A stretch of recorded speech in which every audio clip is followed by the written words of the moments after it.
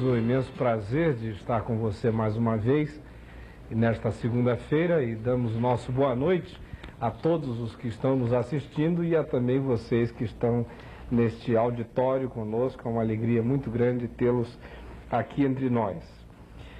Nosso texto que vem sendo trabalhado por nós desde o início é Lucas, capítulo 9, verso 23. E se você está com a sua Bíblia, seria interessante abrir nesta passagem para que nós leiamos mais uma vez.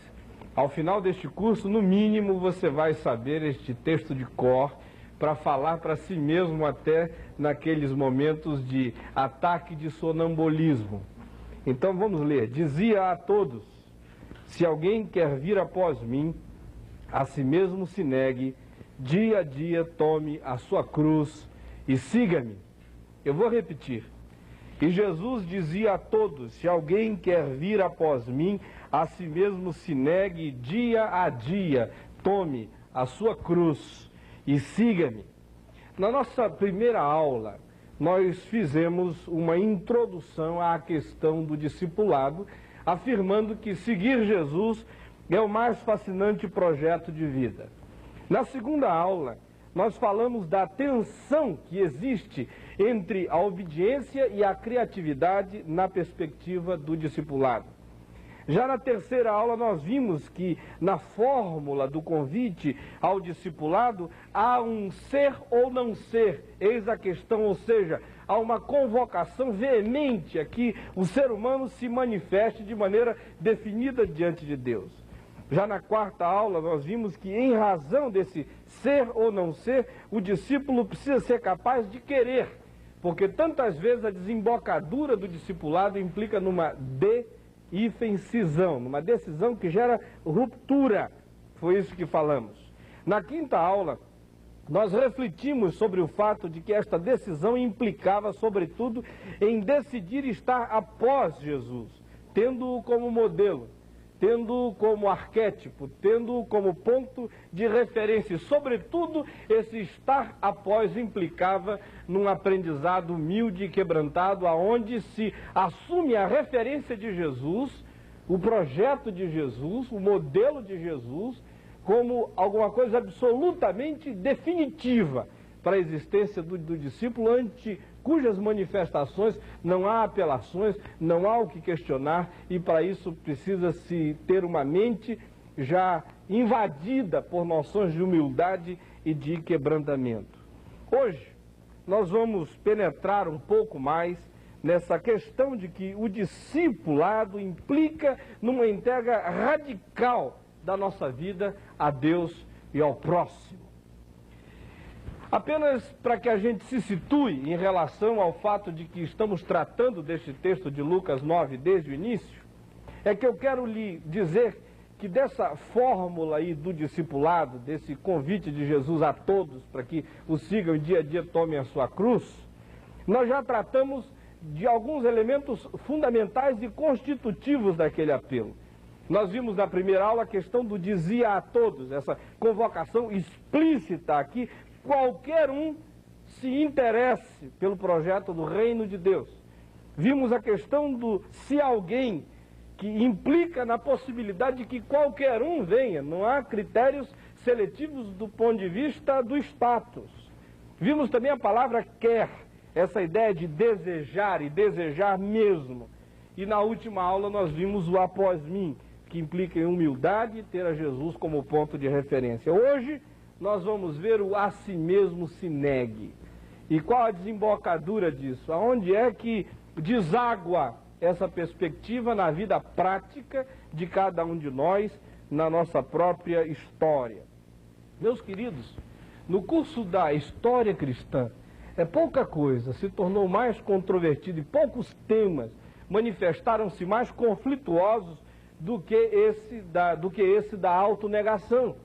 Isso porque durante toda a história houve interpretações as mais distintas, as mais variadas, as mais esquisitas, as mais estranhas e as mais promotoras de idiosincrasias variadas por parte daqueles que observaram de maneira errada essa convocação de Jesus à autonegação. houve inúmeras manifestações doentias, manifestações patológicas por parte de pessoas que, compreendendo mal o sentido das palavras de Jesus, vivenciaram-nas contra si mesmos, fazendo gerar em suas existências projetos feios, perspectivas de vida que negavam em si mesmas a proposta de saúde que o Evangelho de Jesus nos oferece. Só para vocês terem uma ideia, assim, en passant, houve aí por volta do ano 386 até o ano 460, um indivíduo chamado Simeão, o estilista, que vivia nas proximidades de Antioquia. Esse indivíduo entendeu mal a questão do negar-se a si mesmo, e sabe o que foi que ele fez para cumprir essa convocação de Jesus? Ele viveu enterrado, botou-se dentro de um buraco, botou terra até o pescoço, e viveu enterrado alguns meses. E achando que isso não era suficiente, ele saiu do buraco e fez uma estaca de 18 metros de comprimento e viveu cerca de 30 anos no topo da estaca, para negar-se a si mesmo, para ficar ausente da vida. Há outros grupos radicais, como os boscos, na mesma época, que para se negarem a si mesmos, evadindo-se de qualquer prazer concreto na vida, dedicavam-se a comer grama. Literalmente, quando alguém dizia, vai pastar, para eles fazia sentido, porque eles pastavam nos campos como os bois, comendo grama. Ou um certo Amon, que nunca se despiu ou nunca tomou banho, depois que se tornou um eremita desejoso de se autonegar. Agora vocês imaginem ele querendo negar um cheirinho bom para ele, legou aos outros o horror de sentirem o mau cheiro dele, né? Ou houve um outro indivíduo que radicalizou essa perspectiva e andou nu, cerca de 50 anos nas proximidades do Monte Sinai. Um certo Macário viveu meses e meses num Pantanal, sendo mordido por insetos, simplesmente porque um dia, num certo afã, ele matou um mosquitinho que o picou e ficou depois com um sentimento de culpa tão grande e por causa disso submeteu-se a ser picado por toda a sorte de mosquitos nos pantanais para se autopunir, para se negar com relação àquele ato rude de violência que ele tinha cometido contra o mosquitinho. Numa certa xilogravura aparece um monge queimando um dos seus dedos numa vela para ver-se livre da tentação que uma jovem bonita lhe manifestava. O irônico disso tudo é que, apesar deles terem assumido essas perspectivas doentias e patológicas de autonegação, eles não se viram livres de nenhuma das coisas das quais fugiam. Por exemplo, em meio a esse movimento monástico, onde todo mundo estava procurando fugir do mundo, entre aspas, nunca houve tantas patologias, tantas taras sexuais como no meio daquele pessoal. Porque todo legalismo e toda má interpretação da ideia do que seja autonegação desemboca em neuroses que se tornam perseguidoras e promotoras das aflições mentais mais variadas na mente desse que é aquele que se submete, que se permite ser infligido por essa realidade de vida. Agora, talvez alguns de vocês estejam estranhando o fato de que eu estou falando de coisas tão drásticas e tão chocantes e tão aberrativas quanto essas às quais me estou referindo. No entanto, eu quero lhes dizer que mesmo entre nós, no meio cristão contemporâneo, na vida hoje, conforme ela se dá aqui entre nós, há loucuras as mais variadas, há paranoias terríveis. Não há um Macário chafurdado num Pantanal, se mordendo, um sujeito com o dedo assim numa vela para ficar só o cotoquinho, se punindo, mas há outras maneiras através das quais essas enfermidades, essas patologias têm se manifestado em nosso meio. E é justamente em razão de tudo isso e por causa de todas essas coisas que nós devemos, antes de tudo, nos perguntar o que não é autonegação. É absolutamente imprescindível que eu e você não só saibamos o que é a autonegação, mas saibamos o que não é. Porque às vezes quando a gente apenas sabe o que é, mas não define com clareza o que não é, a gente abre espaço para que coisas que não são se apresentem como sendo. Então, antes de tudo, é bom dizer o que definitivamente não é autonegação, para que na mente de ninguém paire sequer qualquer dúvida a esse respeito. Primeiramente, autonegação não é aniquilamento da vontade. Eu vou repetir, por favor. Autonegação não é aniquilamento da vontade. Essa pregação não é cristã. Essa pregação é budista. Tudo bem? Tudo bem? Vamos pra praia, um sol. Pois é, praia. Poxa, sabe, eu gosto muito de praia, de sol, né? Aquela areia da praia, tudo aquilo, sabe, me fascina. Mas justamente por eu gostar de praia, gostar muito de praia, é que eu não posso ir, sabe? Eu estou procurando fazer a vontade de Deus, eu estou procurando aniquilar o meu eu. Coitado. Vai nessa, meu filho, que você se estrepa.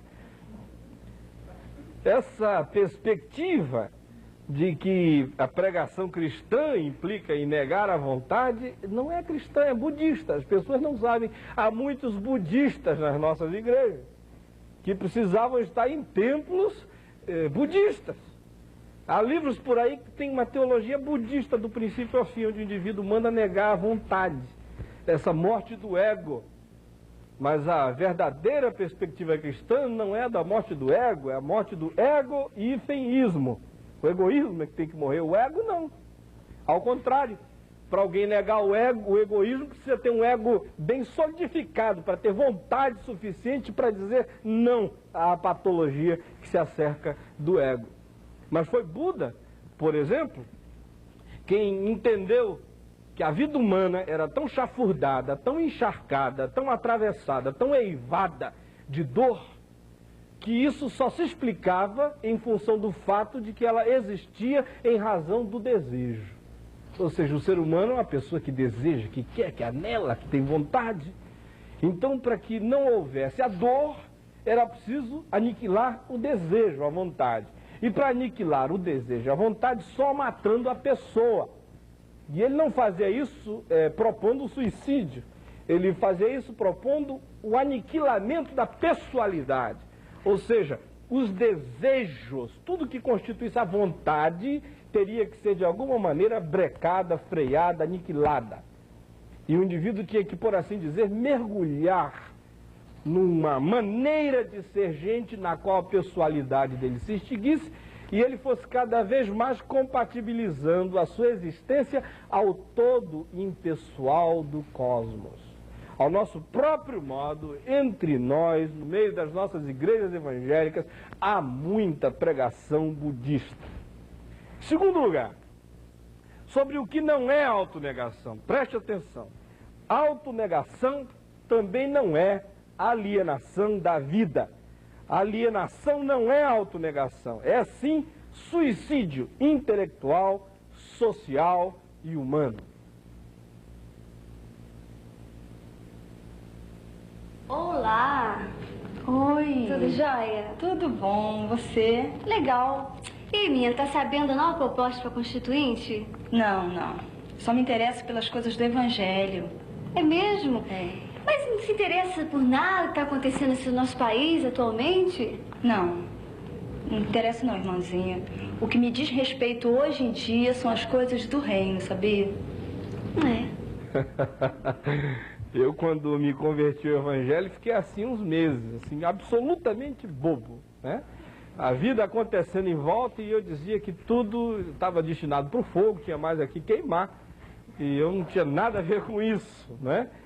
E revista Veja, ou Isto É, qualquer outra coisa que lesse era heresia, não podia nem pegar naquilo. Só me concernia ler a Bíblia, assistir a um jornal, saber o que tinham produzido, o que a cultura humana tinha desenvolvido, ou o que se estava fazendo no planeta. Era algo que já não me dizia respeito. porque eu me evadira do mundo. A minha ideia de mundo era uma ideia doentia. Esse é um tema que vai ficar para o segundo semestre, quando nós formos tratar das noções do reino de Deus. Mas esse tipo de visão e de perspectiva da autonegação é doentia. É uma perspectiva alienada e ela implica num suicídio do intelecto, num suicídio dos vínculos sociais e, por último, num próprio suicídio humano. Porque as pessoas, quando assumem esse projeto de existência, acabam esvaindo-se de si mesmas, acabam perdendo o conteúdo bonito, essencial da sua própria humanidade, construtiva e aplicada para o bem do outro na vida. Em terceiro lugar, vale também dizer o que não é autonegação. Autonegação não é um intimismo legalista. O intimismo legalista vem a ser uma autonegação egoísta. Tais pessoas negam-se a si mesmas. Posso. Por que você não gosta, não? Não, gostar eu gosto, mas o problema é que futebol é um esporte muito violento. E aí eu posso pecar. Quer dizer que você não faz nada na vida então, né? Porque em tudo a gente pode pecar. Mas eu prefiro ficar na minha.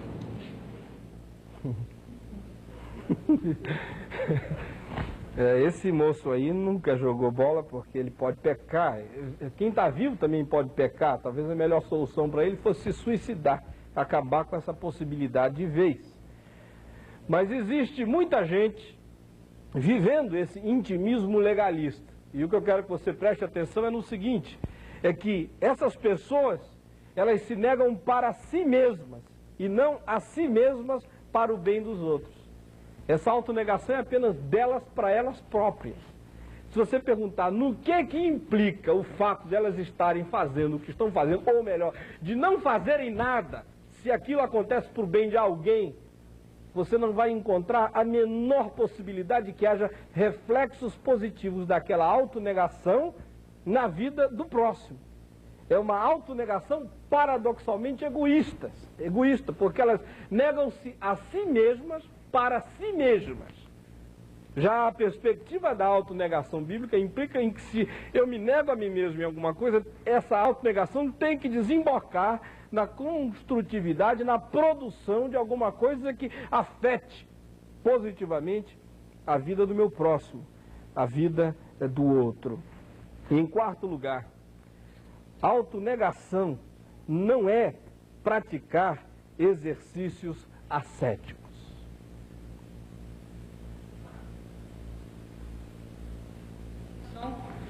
São 15 para as 6. Obrigado, hein? Tá quase chegando a hora. Oi, que horas são, por favor? 10 para as 6. Obrigado. Não vejo a hora. Oi! Opa! Tudo bem? Que horas são, por favor? 5 para as 6. 5 para 6 já tá chegando a hora. Tá ansioso? Coisa boa, hein? Eu vou comer um pedaço de pizza gigante e tomar uma laranjada litro. Por que você não faz isso agora? O jejum termina só às 6 horas.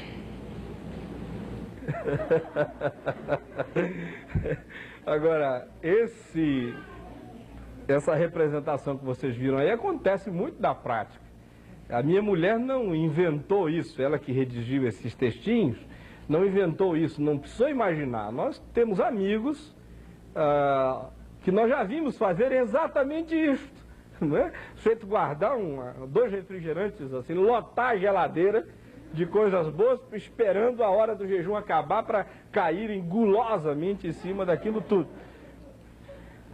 Mas ficam ali um dia ou dois que não podem ir na rua, não podem ver o sol, não podem fazer nada, um ascetismo total. Mas isso também não é autonegação.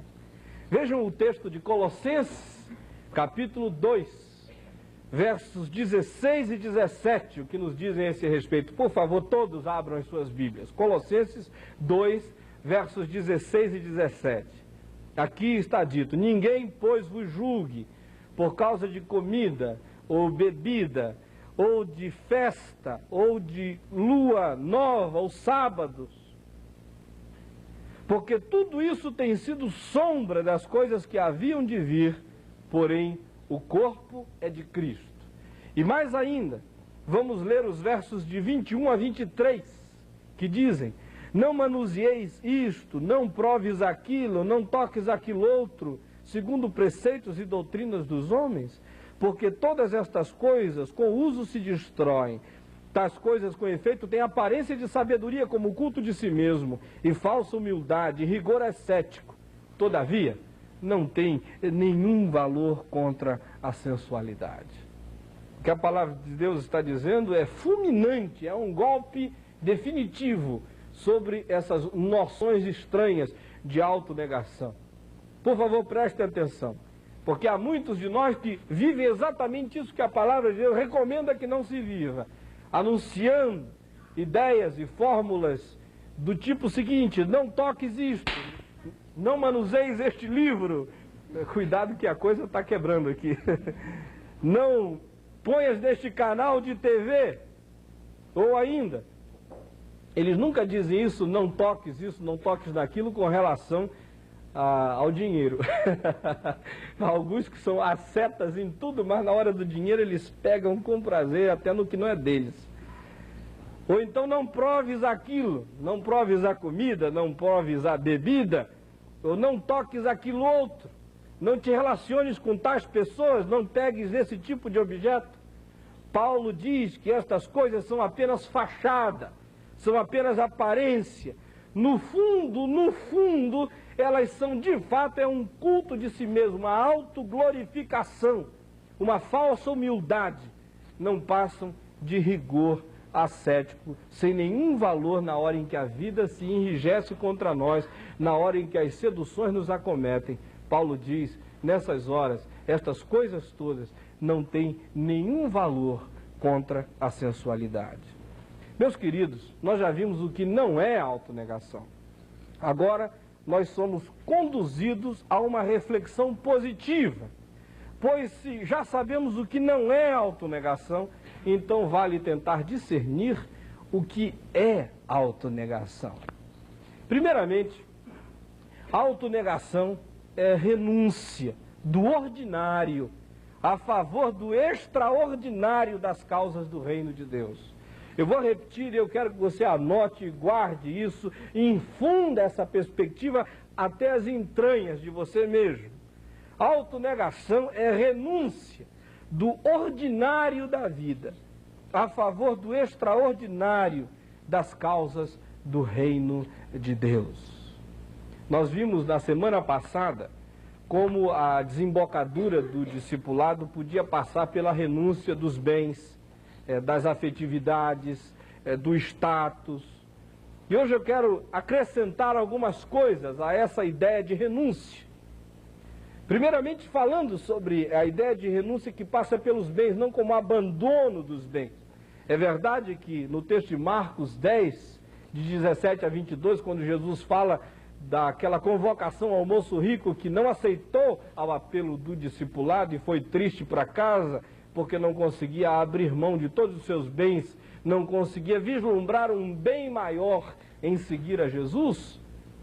Mas aquele é um texto único, aquele ali é a exceção, não é a regra das relações de Jesus com o ser humano. Por exemplo, em relação à pessoa que tem bens, o texto que nos fala de maneira audível e de maneira sistemática a relação de um cristão com os bens está na primeira carta de Paulo a Timóteo, no capítulo 6, os versos 17, 18 e 19. Vale a pena que se leia esse texto. Preste atenção. Exorta aos ricos do presente século que não sejam orgulhosos, nem depositem a sua esperança na instabilidade da riqueza, mas em Deus, que tudo nos proporciona ricamente para o nosso aprazimento. Recomendo ainda que pratiquem o bem, sejam ricos de boas obras, generosos em dar, prontos para repartir, que acumulem para si mesmos tesouro, sólido fundamento para o futuro, a fim de se apoderarem da verdadeira vida. É isso que a palavra de Deus diz sobre essa atitude de renúncia em relação aos bens. Essa é a relação frequente, sistemática. Aquela lá de Marcos 10, no episódio do jovem rico, é uma coisa drástica que eventualmente acontece com um ou com outro. Mas a recomendação ordinária da palavra de Deus nessa vinculação da pessoa com a possessividade é esta, que o que tem seja vazado por um espírito de renúncia, nessa intenção dele de estar sempre dando, de ser generoso, de abrir mão a favor daquelas coisas que realmente promovem, consequentemente, o reino de Deus na história humana. Ou mesmo essa ideia de que a autonegação é a renúncia que tange, que toca a questão da afetividade, conforme vimos na semana passada, tem as suas resultantes, tem os seus efeitos na vida prática de maneira extremamente equilibrada. A renúncia não significa, sob hipótese alguma, um abandono, mas ela significa um abrir mão, significa um autodespojamento, significa colocar a prioridade do reino de Deus acima de tudo para qualquer hora. Ou seja, implica em que, ainda que eu não precise quebrar certos vínculos de afetividade imediata, todavia, existencialmente, implica em que eu seja uma pessoa que já assumiu essa prontidão com relação a que, a qualquer momento que me seja solicitada esta desvinculação, eu não titubei em realizar, em operacionalizar, em praticar isso que de mim está sendo solicitado pelo Senhor Jesus, pelo Espírito Santo, numa entrega radical da vida a projetos específicos na direção dos quais Deus me aponte. E mais ainda, essa renúncia pode passar, pode atravessar a questão da administração do seu destino. Ou seja, alguns de nós não conseguimos abrir mão de nós mesmos tentarmos administrar conforme os nossos melhores desejos e intenções o nosso destino, a nossa vida. Essa renúncia pode implicar em que alguém diga: Senhor, eu não quero ser o administrador da minha história nem do meu futuro, eu desejo entregar isso a Ti, eu quero que as Tuas intenções prevaleçam no que tange a realizarem-se na minha vida e a manifestarem a Tua vontade, ainda que para isso eu tenha que fazer alguns sacrifícios e ainda que para isso a minha comodidade tenha que dar lugar a uma vida dinâmica onde não se tenha tanto regalo nem tantas facilidades quanto eu sonhei que houvessem na minha própria existência. Pois bem, queridos, quando o cristão pratica o verdadeiro negar-se a si mesmo, morre, como já lhes disse, não o ego, mas morre o egoísmo. Eu quero voltar a ler aqui em Colossenses, no capítulo 3, do verso 5 ao verso 11, um texto no qual Paulo nos diz o que deve morrer em nós, quando nós assumimos de maneira engajada a convocação de Jesus para sermos os seus discípulos. Ele diz: fazei, pois, morrer. É isso que se tem que matar, é isso que tem que morrer em nós. A vossa natureza terrena, a saber o quê? Não é o desejo de ir à praia, ou de comer acarajé, ou de viver com alegria, mas fazei morrer o quê? Vamos ler bem alto, vocês que estão aqui, será que estão com Bíblia na mão? Vamos juntos, fazei morrer a prostituição, a impureza, a paixão lasciva, o desejo maligno e a avareza, que é a idolatria. Por estas coisas é que vem a ira de Deus sobre os filhos da desobediência. Ora, nessas coisas andastes vós também noutro tempo, quando vivieis nelas. Agora, porém, despojai-vos igualmente de tudo isto. O que mais? Ira, indignação, maldade, maledicência, linguagem obscena do vosso falar. Não mintais uns aos outros, uma vez que vos despistes do velho homem e dos seus feitos e vos revestistes do novo homem, que se refaz para o pleno conhecimento segundo a imagem daquele que o criou. Vejam como em momento algum se diz: matem a pessoa, façam morrer o ego de vocês, aniquilem todo desejo. O que se recomenda é que se mate os frutos, os filhos, os efeitos do egoísmo, de uma vida hedônica e autocentrada. Em segundo lugar, pensando no que é autonegação, nós devemos dizer que autonegação é autodoação. outra vez o cristianismo aparece com uma correspondência total entre negatividade e positividade. Se, primeiramente, eu lhes disse que a autonegação é renúncia, e quando se fala em renúncia, fala-se em negatividade, em abrir mão de, em autodespojamento. Mas, por outro lado, quando também se fala em autonegação, na perspectiva cristã, se fala em autodoação. Ou sempre que a palavra de Deus nos pede algo, a finalidade última é fazer com que isso que se tira de nós abra espaço para o surgimento de alguma coisa positiva, construtiva na direção dos outros.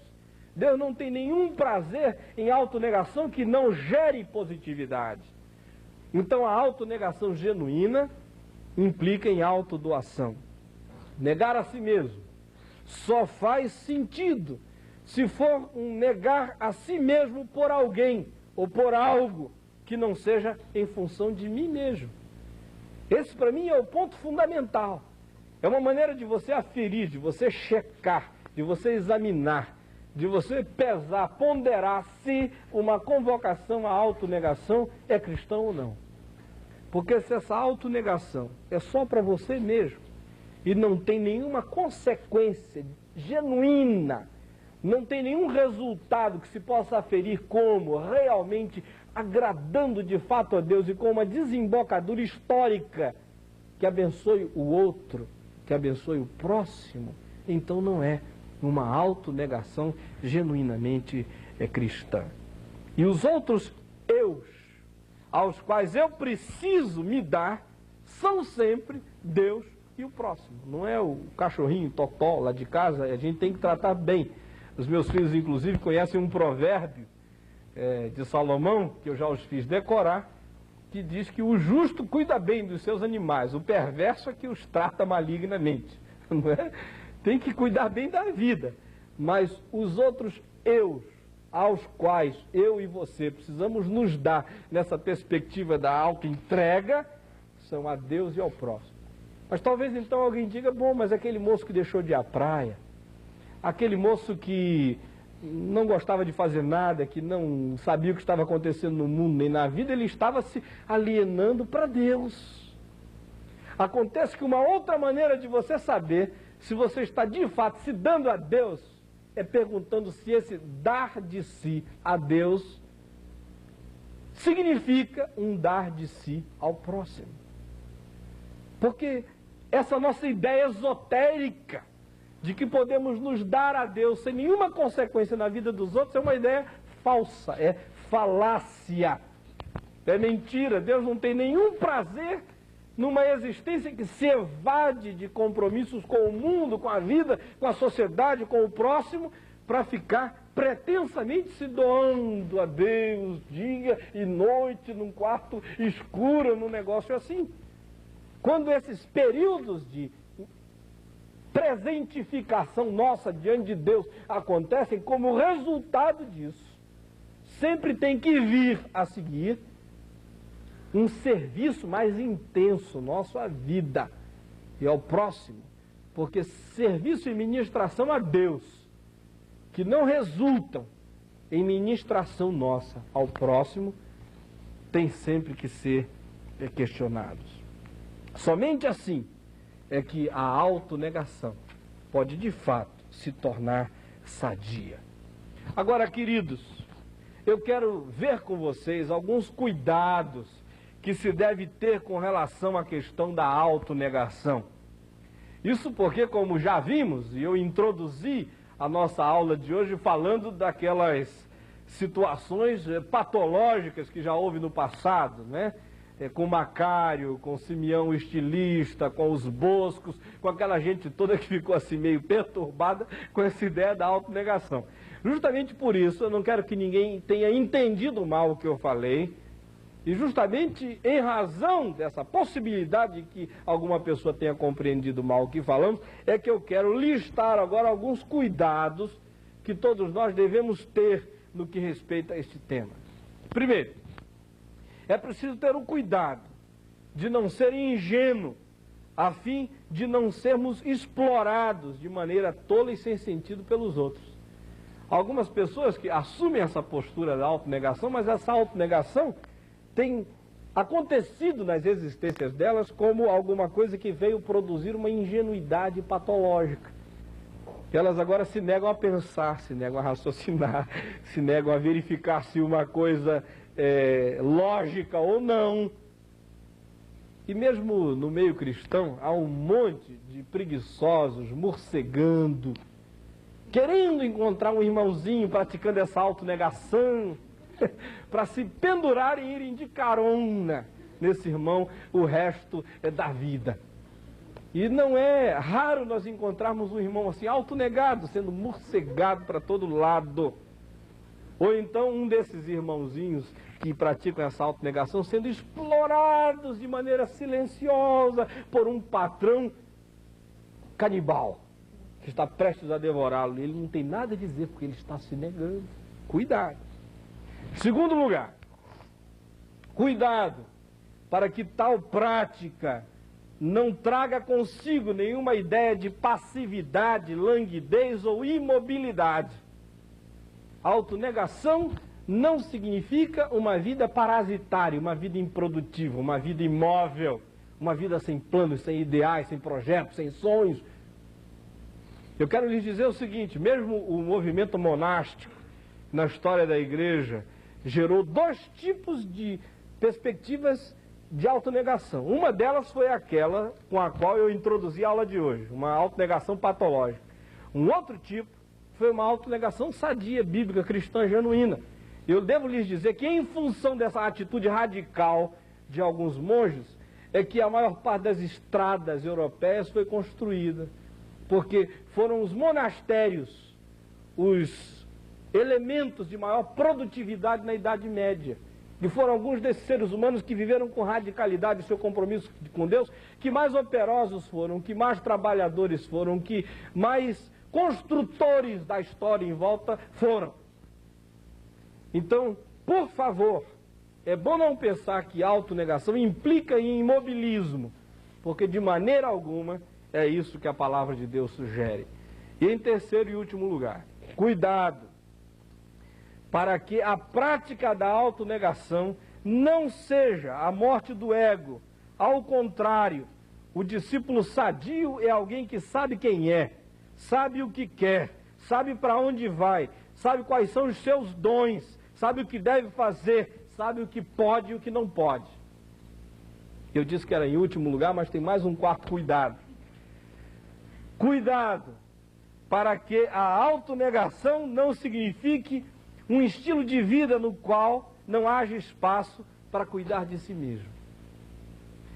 Isso porque há muita gente que nessa história de se autonegar não tem tempo para mais nada, não tem tempo para si próprio, não tem tempo para a mulher. Se a causa for dele, já é uma causa perdida, porque ele não vai cuidar daquilo. Eu sei porque eu vivi esse negócio há algum tempo e a minha mulher sofreu um bocado com essa minha ideia de autonegação.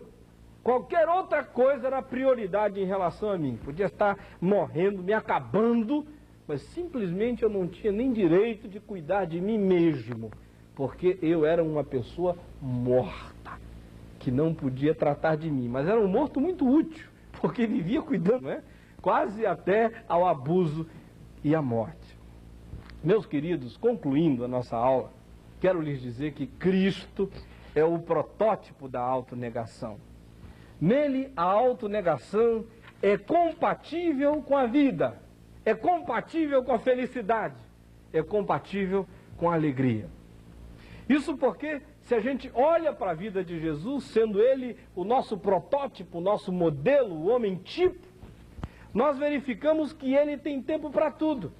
Por exemplo, ele olhava as flores e os pássaros. Em Mateus 6, de 25 a 29, ele sugere isso e nos manda tirar lições da natureza. Vejam aí os passarinhos, vejam os lírios, olhem a vida.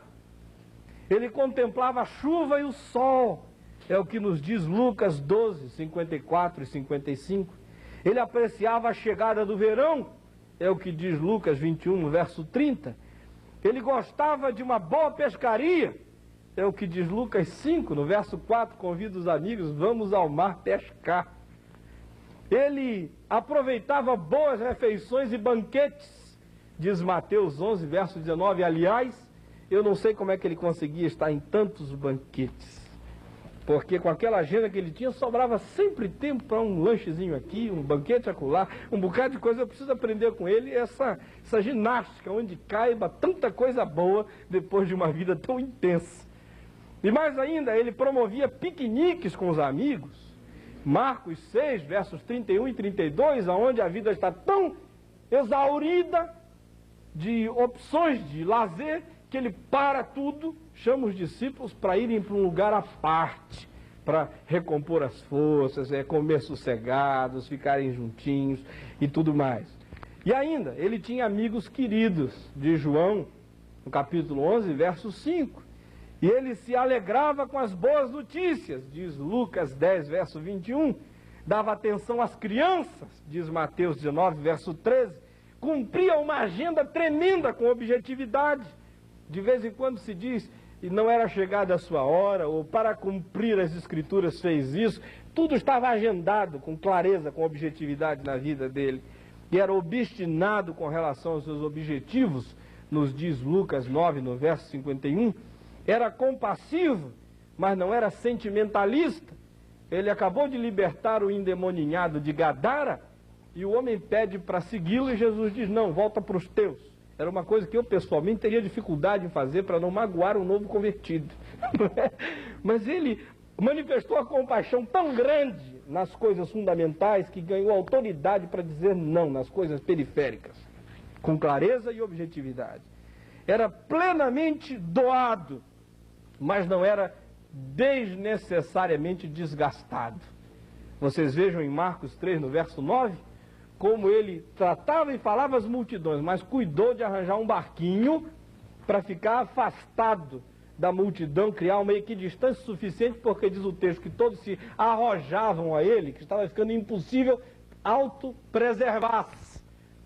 Então essa entrega dele era uma entrega inteligente, não era uma entrega suicida à vida, tinha cuidado de si mesmo. Pois bem, queridos, qualquer projeto de autonegação que impeça você de contemplar o belo, a natureza, que tire de você o prazer pelo alimento, pelo lazer, pelos amigos, que faça de você um arrebatado, um sentimentalista ausente da vida, que roube de você o sentimento de objetividade histórica, que faça de você uma pessoa sem tempo para cuidar de si mesma, e que lhe infunda culpa em razão de você saber se preservar, não é um projeto cristão. Não tenha a menor dúvida disso. Qualquer invenção de autonegação que não seja encontrada e praticada na vida de Jesus é doentia, patológica e subhumana. E talvez essa seja a razão porque há muitos cristãos das clínicas psiquiátricas, porque estão vivendo projetos chamados evangélicos que nada tem a ver com o convite de Jesus para que se o siga com todas as implicações desse compromisso com ele. Vocês querem ver dois exemplos rápidos? Eu conheço um moço que fundou uma comunidade onde todos os espirituais da comunidade só podiam comer gafanhoto e mel silvestre. Isso aí é tudo, menos autonegação. É uma dieta rigorosa, doentia, horrorosa, terrível de se comer. Mas eles diziam que era uma maneira de ficar mais perto de Deus. Ou então aquela profetisa que mandou um casal não ter mais relações sexuais para negarem-se a si mesmos. Está em violência flagrante a palavra de Deus em 1 Coríntios, no capítulo 7, que nos diz que, sob hipótese alguma, um casal deve privar-se a si mesmo disso, e quando o fazem para se dedicarem à oração, devem logo se ajuntar para que o diabo não os tente por causa da incontinência. Mas há pessoas por aí, aos borbotões, vivendo essas loucuras e acreditando nesses mandatos divinos, contrariando o projeto da palavra de Deus para o que significa ser autodoação. Se qualquer proposta de autonegação dessa natureza lhe for feita ou lhe for sugerida, simplesmente a repudie em nome de Jesus, ainda que seja o próprio anjo Gabriel que lhe veio a fazer. Nós vamos ouvir uma canção gostosa. Voltamos daqui a um pouquinho mais.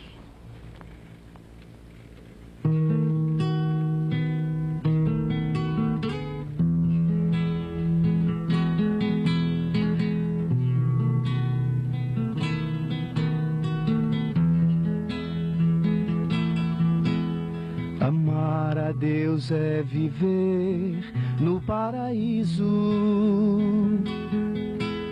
é ouvir dos anjos doce melodia, o coração vibrar em suave harmonia, dentro da alma sempre eternal sorriso. Amar a Deus é vencer o mal com o bem, é perdoar, compreender, servir alguém. Amar a Deus é tratar com carinho aos necessitados de consolação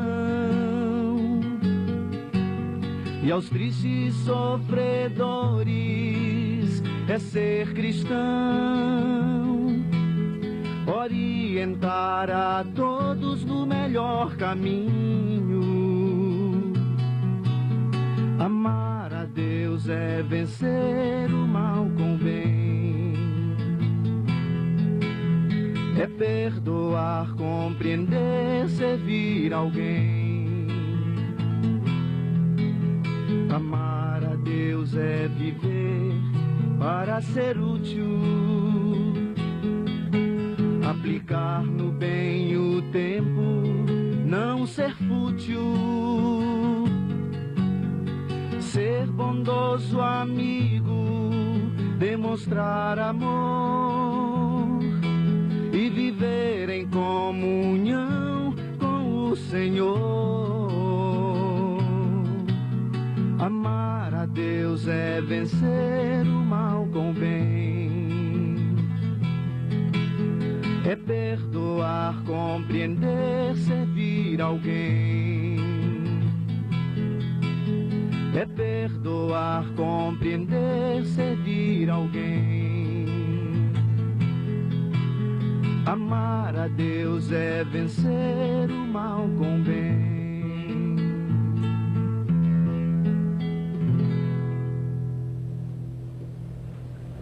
Você gostou da aula de hoje? Ela foi proveitosa para a sua vida? O que você achou dessa música que o pastor Josué acabou de cantar? Ela faz você refletir sobre o que você escutou? O que você acha? Sua opinião é muito importante para nós, muito importante mesmo. Por isso nós queríamos pedir que você escrevesse para nós, falando como você tem sentido a aula, o que você acha, como você tem recebido essa aula, o que é que ela tem significado na sua vida. Isto é muito importante, queríamos pedir que você fizesse isso. Gostaríamos de lembrar também que dia 18 é feriado, mas mesmo assim nós vamos ter o Vindissat. Eu imagino que vocês devem estar pensando assim, mas não vai dar porque eu vou viajar ou estragou meu programa, mas não pense dessa maneira não.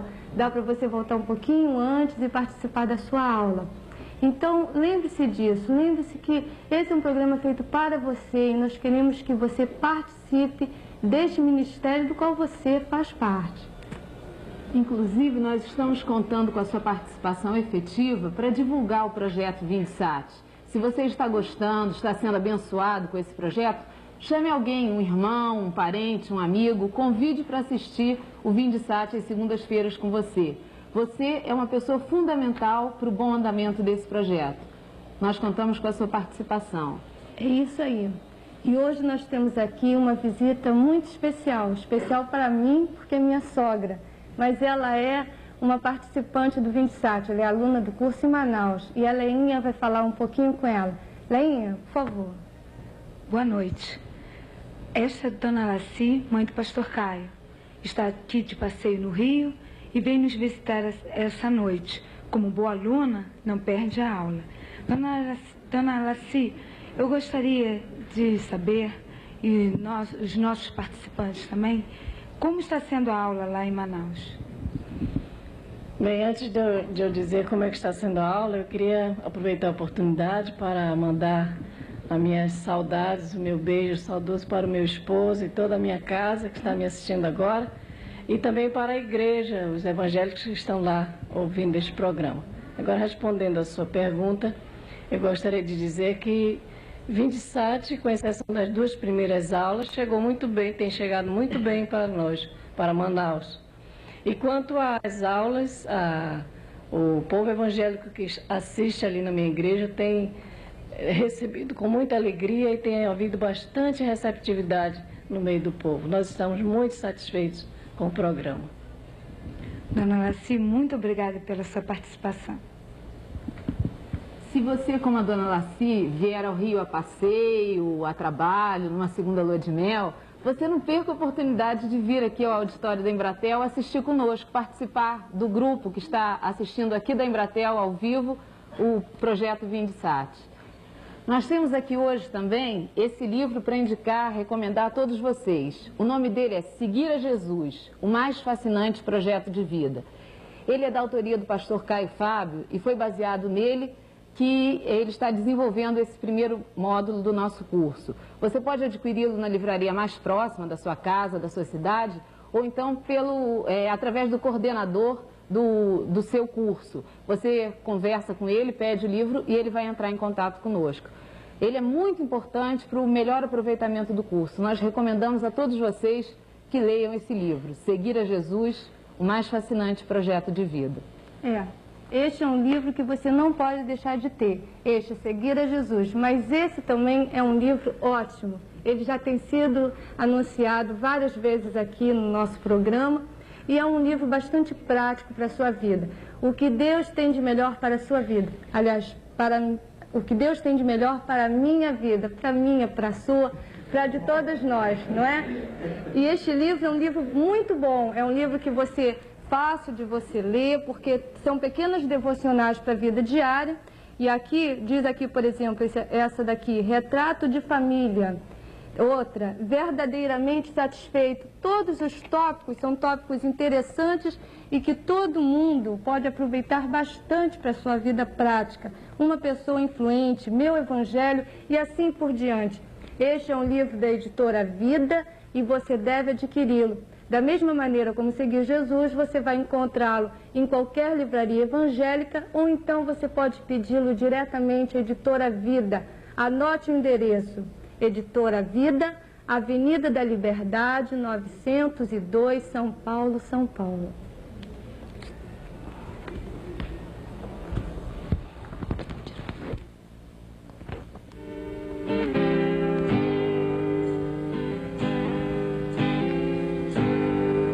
Tanto tempo longe de ti, meu Pai,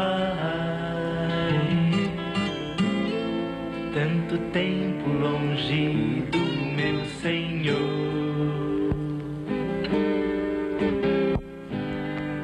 Uma vida não muito tempo atrás, esta vida voltar nunca mais.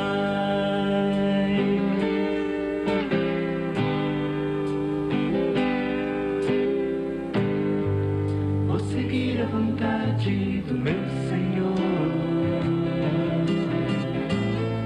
e gozar as delícias do seu eterno amor. Pastor Caio, como de costume, nós recebemos aqui um lote bastante expressivo de perguntas nessa noite. Entre elas, a primeira seria a seguinte: Reverendo Osni de Londrina pergunta o seguinte: se negar-se a si mesmo só tem sentido se desembocar numa relação positiva com o próximo, como você explica a prática do jejum? Bom, a prática do jejum, ela acontece numa perspectiva de positividade em relação a Deus e ao próximo.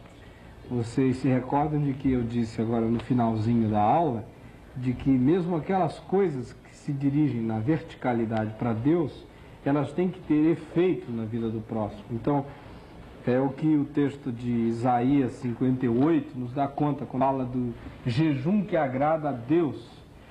Ele está lá dizendo de uma certa noção de jejum que não tem nenhuma consequência diante de Deus, porque ela não tem consequência na vida do próximo. Então, é aquele jejum que o indivíduo faz apesar de continuar com rixas com o seu próximo. É aquele jejum que a pessoa faz sem que antes de o praticar vá se reconciliar com alguém. Então, um jejum diante de Deus, ele tem que ter consequências na vida do próximo, na medida em que, para que se o exercite com eficácia na presença de Deus, o ser humano tem que fazer uma revisão da própria vida também. Porque o jejum, enquanto ato, é destituído de sentido se aquele que o pratica não atribuir ao ato que realiza uma significação. E essa significação só vem em razão de que a vida esteja orientada na direção do amor, na perspectiva do perdão, da reconciliação, e de modo que não há nenhuma relação de devoção com Deus que não tenha uma desembocadura na vida do próximo. Né? Uma pessoa que jejua, é de se supor que esse tempo lhe seja muito útil também para averiguar como é que anda a sua relação com a esposa, como é que estão os seus vínculos com os filhos, se ele tem rancores guardados, amarguras conservadas, enlatadas na alma, se ele traz consigo azedumes que estão entranhados lá no fundo do seu ser. Em outras palavras, o jejum serve não só para nós nos afinarmos com Deus, mas nos afinarmos com o próximo. Porque toda a perspectiva de afinação do ser humano com Deus, ela acontece, ela é testada na vida prática. Porque nós não existimos sozinhos, só eu e Deus, aqui no cosmos, né? Esse eu e Deus acontece na vivência social. É aí na vivência social é que se pode averiguar, que se pode medir, que se pode aquilatar, de fato, se esse eu e Deus tem tido realmente significação transformadora e alteradora na minha própria vida. De maneira que eu quero reafirmar que o próprio jejum serve para trazer benefícios, não a mim mesmo apenas, mas esses benefícios acontecem na vida do outro. Porque se a minha relação com Deus se melhora, se estabiliza, se harmoniza, se deixa burilar, então essa melhoria toda traz como resultado e traz como consequência histórica aferível a melhoria dos meus relacionamentos variados na vida. Então quem lucra com a minha devoção diante de Deus é, sobretudo, aquele que comigo convive e aquele ser humano que está na vida e pelo qual eu passo e que é o próximo que deve se beneficiar do meu gesto de amor, não é? É o que, por exemplo, o Senhor Jesus ensina lá em Lucas 10, na parábola do bom samaritano, é isso, não é? Vejam como o sacerdote descia apressado para ministrar um ofício litúrgico.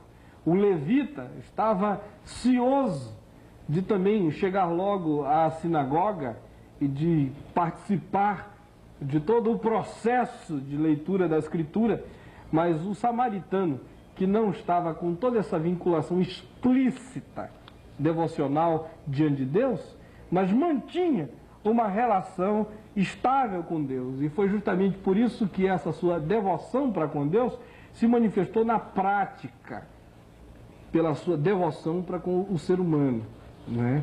É interessante que, inclusive, aqueles elementos ali de Lucas 10, o óleo, o vinho, coisas que ele passa na ferida do caído, nos dizem os especialistas, como Kenneth Bailey, que trabalha essa questão das culturas do Oriente Médio há quase 50 anos, nos dizem que são elementos todos considerados litúrgicos, considerados essenciais para qualquer prática religiosa naquela região.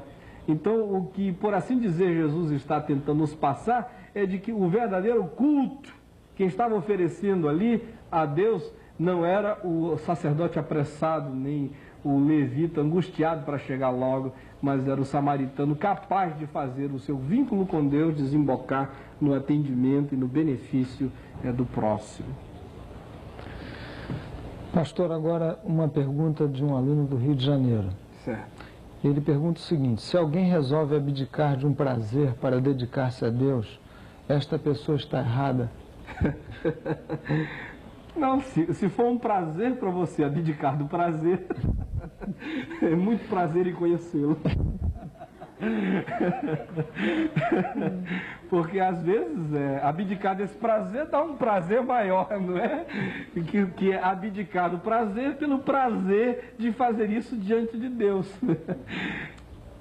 Eu me recordei agora aqui, enquanto a gente fala sobre isso, de um acontecimento, de um episódio. Uma ocasião eu estava subindo com um grupo de quase 40 cristãos o Monte Sinai, lá no deserto. E a minha mãe está aqui conosco, ela estava nessa ocasião junto. E eu recomendei a todo mundo com mais de 50 anos para pensar 10 vezes se queria mesmo subir o monte. E também a todos os safenados, cardíacos, e que já tinham tido impaludismo e outras coisas mais, para avaliarem 100 vezes se queriam, e outros mais, não é? Mas acontece que dos que desistiram, apenas uns 6 a 7 não foram. O resto subiu, alguns cardíacos, safenados, infartados. E eu disse, minha gente, vamos pensar bem se é isso que vocês querem. Não, pastor, nós queremos subir o Monte Sinai lá em cima, como Moisés foi. Eu digo, não vai ter anjo, nem nada disso. Muita canseira. O que vai ter um nascer do sol lindo. Nós queremos ir, disseram todos. E nós nos pusemos a subir, saímos 1h da manhã da nossa estalagem no deserto, fomos subindo. E quando era aí por volta de 2h30, quase 3 horas, eu ouvi um bufado assim. E lá veio alguém e disse, pastor, o doutor fulano de tal está morrendo. E eu desci lá, estava um irmãozinho ofegante, desesperado. E ele virou-se para mim e disse, pastor, 3 considerações que eu queria lhe fazer. Eu disse, não, meu amado, pode fazer as considerações. E ele então me disse o seguinte, a primeira, nós estamos violentando uma lei biológica essencial, a regra da ciclotimia cardíaca. O senhor conhece a regra da ciclotimia cardíaca? Eu falei, como regra não, mas o meu bom senso me diz que a gente tem que manter as coisas estáveis. Ele disse, a segunda, nós estamos aqui, pastor, subindo, fazendo montanha acima, dando um risinho comigo mesmo, essa ideia do sacrifício. Ora, nós dissemos desde o princípio que seria um grande sacrifício, mas naquela altura o sacrifício dava prazer a ele. Mas quando o sacrifício se tornou um lá no Monte Sinai, respondendo, eu lhe digo isto, não é? Se lhe dá prazer, abrir mão desse prazer, é um prazer lícito. Se lhe dá prazer diante de Deus, abrir mão deste prazer, abra mão dele com muito prazer diante do Senhor. Agora, se você está acabando com esse prazer apenas numa perspectiva medieval, de cristianismo medieval, do tipo sacrificial, ou se é um abrir mão de um prazer do ponto de vista do legalismo judaico, aquela coisa sacrificiosa, tipo escada da penha, uma coisa assim, então eu lhe aconselho a não fazer isso, porque Deus vai se comprazer extremamente mais com qualquer gesto de bondade, de misericórdia que você venha realizar para com o próximo na vida. Esse é o sacrifício que Deus quer, o sacrifício do amor, o sacrifício do corpo, da mente, que se entrega, que se auto-oferece a Deus e ao próximo. Pastor, pergunta de procedência niteroense. Certo. Deus pediu a Sansão que não comesse do fruto da videira, não cortasse o cabelo e outras coisas mais. Ele pode pedir coisas semelhantes a nós?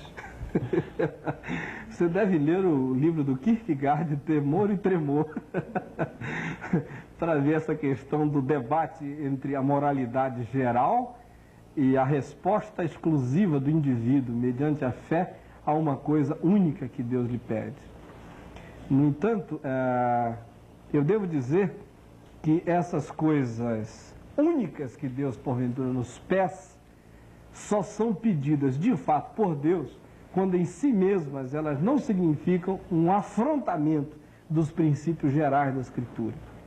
Então, se Deus pede alguma coisa, ou se você acha que foi Deus que pediu, antes de sair dizendo Deus me disse, vá checar esse pedido, essa voz que apareceu na sua subjetividade, na sua interioridade, com a voz já revelada, estabelecidamente revelada de Deus na Escritura, para ver se isto que lhe está sendo segredado ao coração se compatibiliza com os princípios gerais da Escritura, porque se eles estiverem incompatíveis, você pode dar meia volta no processo e dizer, eu pensei que foi Deus, mas fui eu, foi minha culpa que me ditou essas normas, foi um sentido extremado de dever, foi o meu temperamento melancólico que me fez pensar assim, qualquer coisa, porque não foi Deus. Se, no entanto, você sente e ouve esse sussurro interior e ele não se incompatibiliza com as noções, as amarrações, as referências que Deus já nos deu na Escritura, então pode ser que Deus esteja falando alguma coisa absolutamente individual que tem a ver com a sua pessoa, um tratamento específico dele para com a sua vida. Mas a gente nunca deve atender a essa subjetividade sem checá-la com as noções objetivas da vontade revelada de Deus. Jonatas, de Rio Verde, pergunta o seguinte: no ato de negar-se a si mesmo, como diferenciar o meu desejo do desejo de Deus? Bom, o seu desejo, ou o meu desejo, eles não têm que aparecer de maneira sempre óbvia, contrária à vontade de Deus, não é? Há uma noção assim hiper pessimista com relação à natureza humana que pensa que tudo quanto nos nasce ao coração é contra Deus. Não é assim. E há coisas boas. A Bíblia está cheia disso, quando fala do amor do pai pelo filho, do marido pela mulher, do noivo pela noiva, o amor do próximo, das pessoas entre si. O ser humano não é um vulcão que só traz erupção de coisas malignas. Há coisas boas que a graça comum de Deus infunde em todo ser humano, em qualquer lugar, especialmente num cristão que está aberto para a graça especial de Deus, para a ação do Espírito Santo, para a intervenção divina na sua existência. Então, o que eu quero lhe dizer é que uma das maneiras de você checar isso, de você verificar, é sempre perguntar se esse desejo que apareceu no seu coração é uma coisa compatível com o todo da revelação divina. Porque, veja bem, toda vez que eu vou à praia, eu não vou à praia porque Deus me mandou ir à praia. Eu vou à praia porque Deus fez o mar. Eu vou à praia porque Ele fez o sol aparecer bonito naquele dia. Eu vou à praia porque as circunstâncias favorecem. Eu moro perto dela, ou eu tenho um carro para chegar lá, ou eu tenho como me locomover. Eu vou à praia porque minha mulher não morreu. Se tivesse morrido, eu não ia à praia, eu ia lá para o necrotério.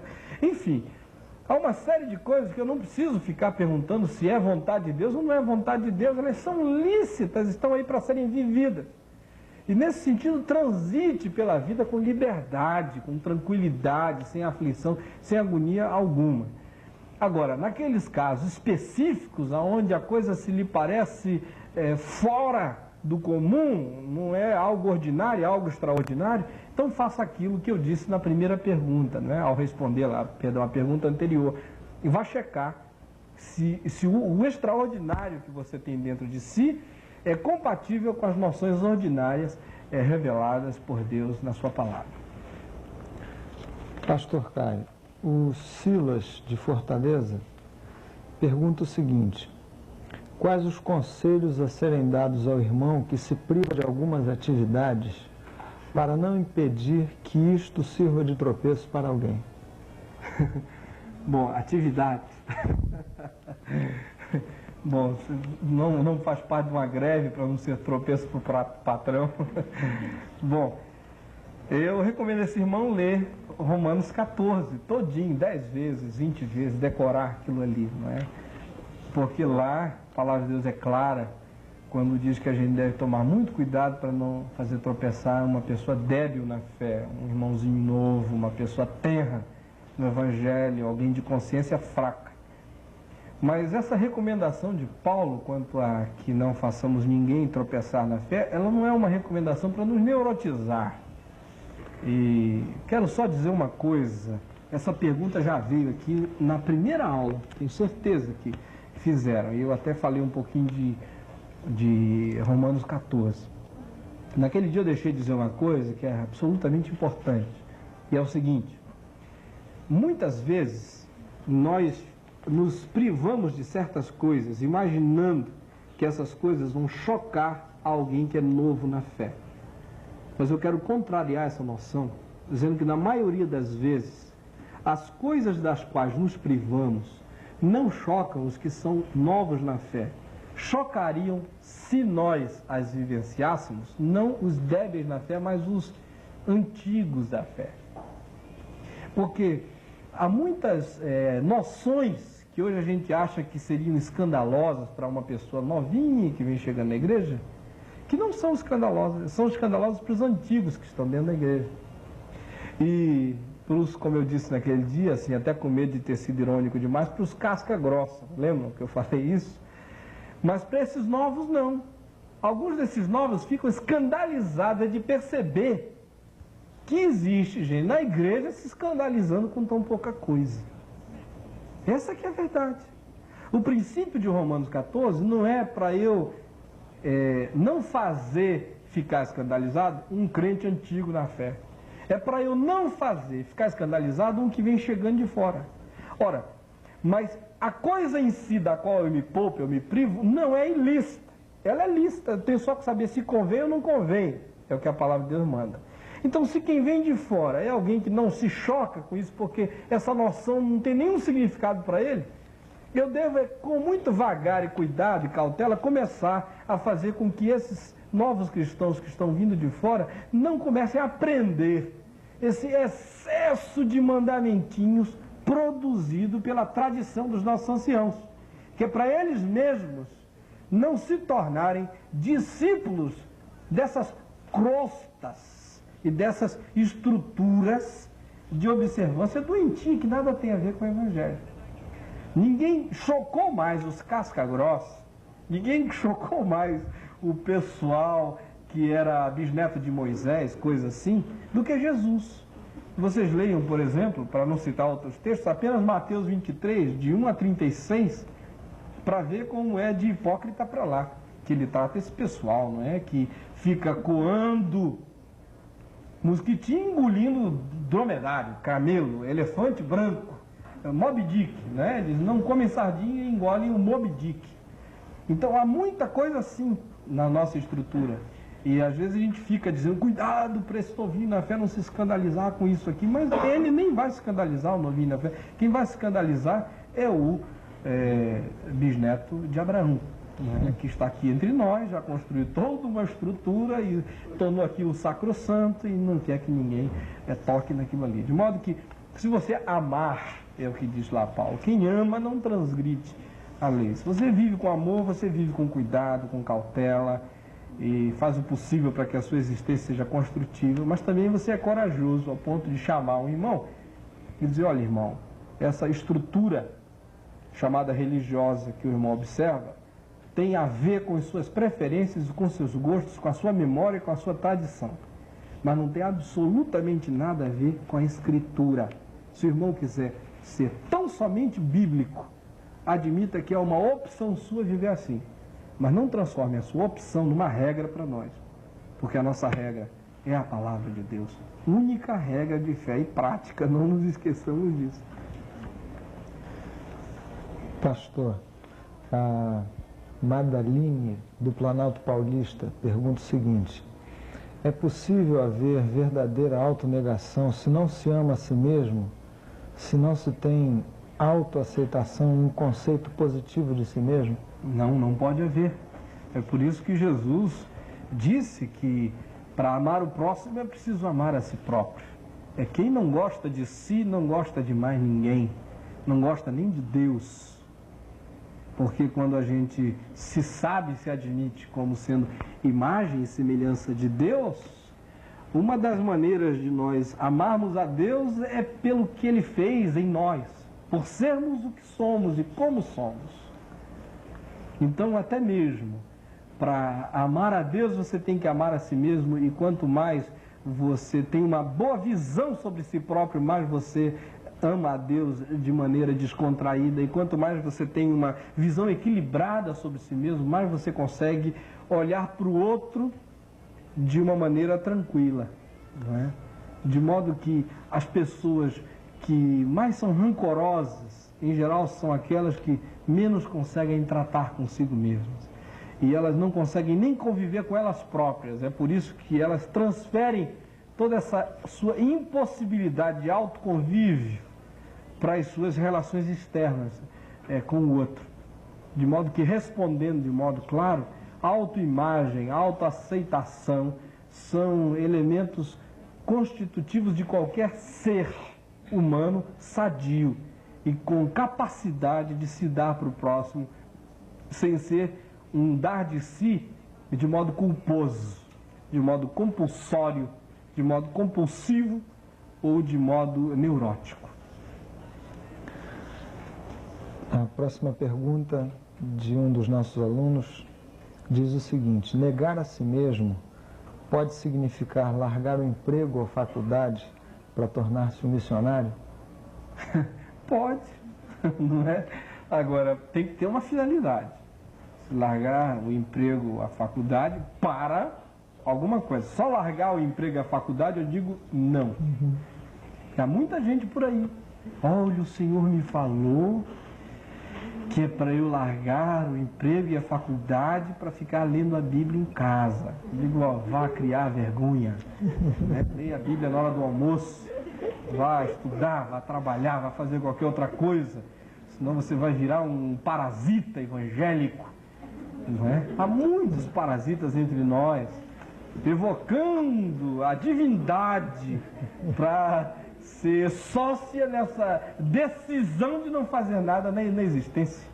Desculpem a expressão, é forte, mas é verdadeira. Há muita vagabundagem no nosso meio, com base nessa história de ficar na presença do Senhor. Não é? Então, se você de fato vai parar a faculdade, pare por um projeto superior. Se você vai sair do emprego, saia para trabalhar mais ainda no reino. Mas se for para fazer um estágio na casa de um irmão, né, batendo lá às 9 horas da manhã e atazanando o juízo do irmão até às 11 horas da noite, e enquanto ele trabalha, você fica lá com suquito e biscoitinho e lendo o livro de Levítico para saber como era o tipo da lepra que dava na parede da casa do indivíduo. Então, pelo amor de Deus, assim não. Ou então vá ser ermitão e compre uma passagem para o deserto do Sinai, tem um bocado de grutas lá. Não é o que eu recomendo a ninguém. Mas, de última hipótese, se for o seu caso, faça isso, mas não faça com que a sua existência seja parasitária e se dependure na vida dos outros, morcegando por aí afora. Então é preciso que nós recuperemos essa ideia reformada de que uma pessoa que se relaciona com Deus produz na história. E uma relação inexistente com Deus implica em inexistência de produtividade histórica. De modo que todo vínculo com Deus deve desembocar numa existência que realiza a vida com objetividade. Há duas perguntas aqui, pastor, sobre a questão das greves que o senhor mencionou de passagem. Certo. Participar de greves e manifestações políticas, estaremos defendendo nossos direitos e o patrão, obviamente, defendendo os dele. Como combinar essa situação com o ensinamento de negarmos-nos a nós mesmos? Bom, nós vamos tratar dessa questão exaustivamente no segundo semestre. E mais ainda no ano que vem, quando a gente for tratar das questões éticas, o bloco chamado Respostas de Deus a Perguntas do Homem. Mas assim, de maneira muito superficial e de passagem, eu quero dizer que quando se trata dessas relações sociais, o que deve prevalecer são os vínculos do pacto social que se desenha. E é um valor e um direito de cada cidadão na sociedade reivindicar, enquanto a reivindicação lhe pareça justa, os seus próprios direitos, juntamente com uma classe, com uma categoria. Não há absolutamente nada de incompatível com essa noção cristã de autonegação, não é? Agora, existem algumas ocasiões quando esse pleito pode ser um pleito exacerbado, exagerado, pode ser uma reivindicação que extrapola a medida. No Brasil de hoje, nunca extrapola a medida. Essa reivindicação está sempre um pouquinho abaixo do necessário. E ela tem a ver com também um cuidado nosso para com a categoria humana, não é? Quando essa reivindicação pensa apenas em si própria, ela ainda não está errada, porque você tem a quem alimentar em casa, né? A mulher, filhos e tudo, você está pensando em outros. E quando ela ainda se amplia para ser uma preocupação por toda uma categoria necessitada da qual você faz parte, mais nobre ainda ela se torna, e em ponto algum incompatível com a noção cristã de autonegação anunciada por nós. Acho que ainda temos mais um. O Samuel de Niterói pergunta o seguinte: como o senhor compatibiliza a questão do crente profissional liberal tendo que competir com outros colegas no seu campo de trabalho com essa ideia da autonegação?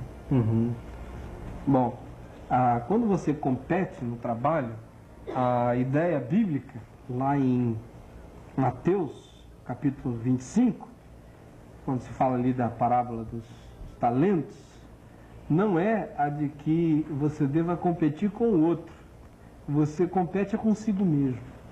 Você tem apenas que desviar a referência da sua competição. Note que ali naquela parábola se diz que a um se deu 1 talento, a outro se deu 2 talentos, né? A um outro se deu 5 talentos.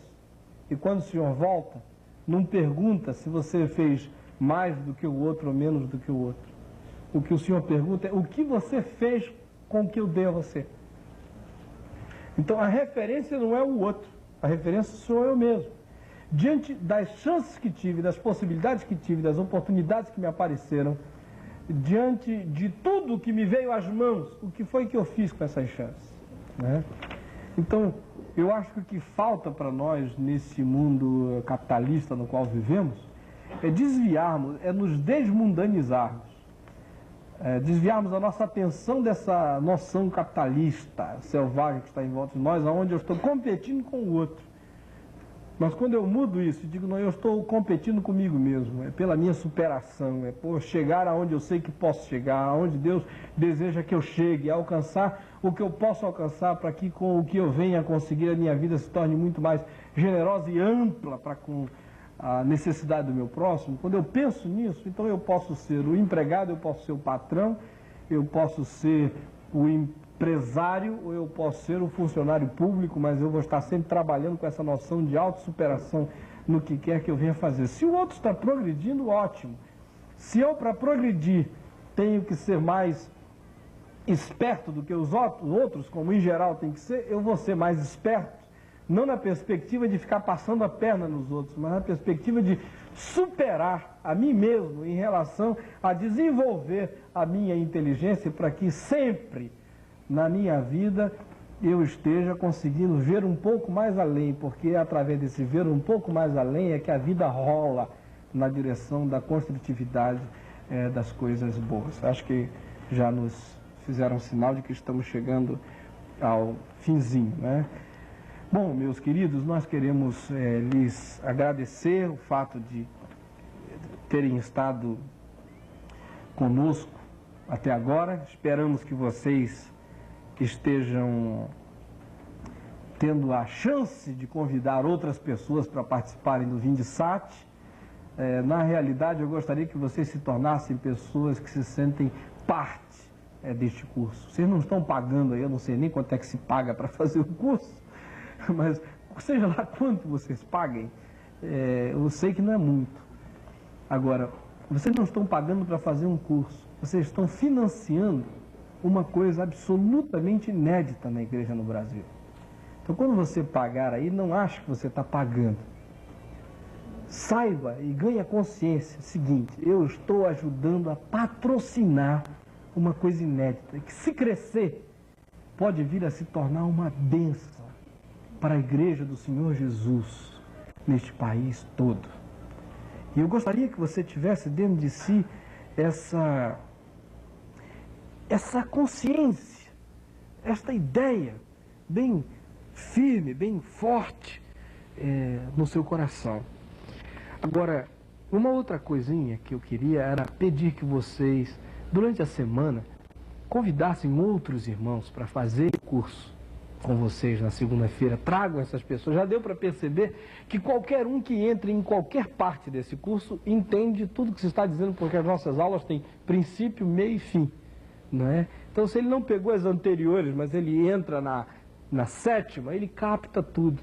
Não há a menor dúvida disso. Então, convide outros para fazerem parte do Vindisat. Queremos dar o nosso abraço gostoso a todos vocês. Um abraço muito especial para o pessoal de Rio Verde, porque eu recebi um bilhetinho aqui de que eles estão lá ultra motivados, assim, incendiados, pegando fogo. Deus abençoe vocês em nome de Jesus.